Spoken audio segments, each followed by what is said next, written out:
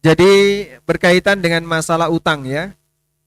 Utang 10 juta, ternyata yang berutang tidak bisa bayar. Apa yang harus kita lakukan? Allah Subhanahu wa taala telah memberikan penjelasan itu dalam Al-Qur'an. Jadi ceritanya begini, Pak. Orang yang utang dan tidak bisa bayar itu ada dua keadaan. Yang pertama, dia mampu bayar tapi nggak mau bayar. Orang seperti ini masuk kategori sebagai orang dolim. Punya utang, mampu bayar tapi tidak mau bayar. Ini masuk kategori orang dolim. Dan Nabi Shallallahu Alaihi Wasallam bersabda dalam sebuah hadis yang sahih riwayat Bukhari, matlul ghaniyyi dzulmun. Menunda pembayaran utang padahal dia mampu bayar termasuk kedzaliman. Karena dia orang dolim, maka orang dolim boleh dihukum nggak? Orang dolim boleh dihukum. Oleh karena itu Rasulullah Shallallahu Alaihi Wasallam bersabda dalam hadis yang lain, layyul wajidi yuhillu irdahu wa uqubatah. Penundaan pembayaran utang yang dilakukan oleh orang yang mampu menghalalkan kehormatan dan hukuman baginya. Menghalalkan kehormatan artinya dia boleh digunjing. Sehingga diceritakan ke teman-temannya, langsung lapor di grup. Si A ini kalau utang nggak mau bayar, padahal dia gonta-ganti HP, mobilnya juga sudah ganti, utang ke saya nggak dibayar, langsung lapor ke grup. Nah, nanti kan dia malu. Oh, ternyata saya dipermalukan kayak gini.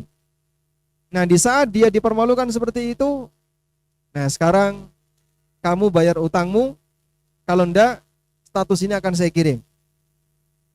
Ancaman seperti itu boleh dilakukan karena orang ini adalah orang yang zalim. Yang kedua, halal bagi dia untuk dihukum. Nah, halal dihukum di sini maksudnya dilaporkan kepada pihak yang berwenang. Sehingga disampaikan kepada pihak yang berwenang, si A itu punya utang ke saya 10 juta tapi dia nggak mau bayar. Nanti pihak yang berwenang ini akan ngurusi, karena hukum di Indonesia akan memiliki wibawa apabila ditegakkan sesuai dengan porsinya. Bisa jadi orang dolim ini akan dihukum. Dulu seperti itu dilakukan. Sehingga dulu kalau ada orang punya utang yang utangnya besar dan dia nggak bisa bayar, sementara dia ditagih oleh pemiliknya, maka bisa jadi dia itu dipenjara untuk mendapatkan hukuman. Salah satu di antara ulama yang pernah dipenjara karena utang bernama Muhammad bin Sirin. Itu pernah dipenjara karena utang.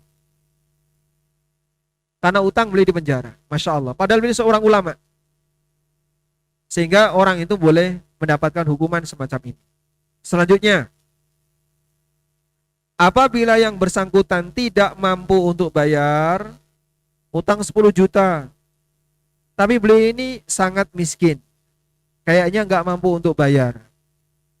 Allah Subhanahu wa taala mengajarkan, fa in kana dzu usratin fanadhiratun ila maisarah wa an tasaddaqu khairul lakum in kuntum ta'lamun.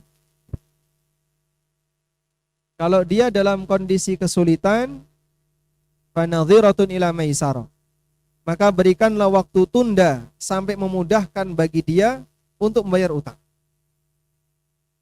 Allah perintahkan untuk memberikan waktu tunda. Kasihani orang ini.